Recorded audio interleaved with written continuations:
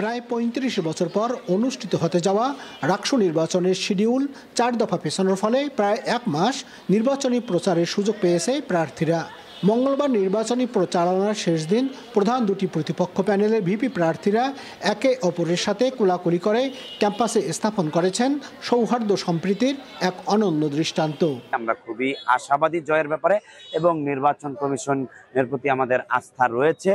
তারা আমাদের পিতৃ সমতুল্য, বাবা কখনো সন্তানের সাথে বেইমানি করতে পারে না। সুদীর্ঘ অপেক্ষার পর যে সময়টা আসতেছে, এই সময়টা, এই দিনক্ষণটা ইতিহাস সৃষ্টিকারী দিন। এই পদক্ষেপটা ইতিহাস সৃষ্টিকারী পদক্ষেপ।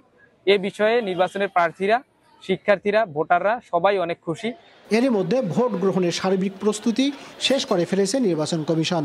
এদিকে ভোটারদের নিরাপত্তা নিশ্চিতে সম্মিলিত প্রস্তুতি নিয়েছে আইন শৃঙ্খলা রক্ষাকারী বাহিনী।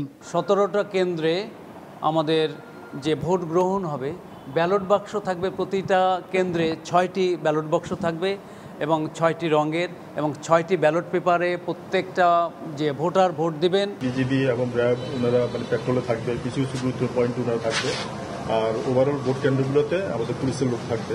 16 অক্টোবর রাষ্ট্র নির্বাচনের ভোট গ্রহণ। নির্বাচনে ভোটার রয়েছে 28,901 জন। সৌম সাজু, এনটিভি নিউজ, রাজশাহী।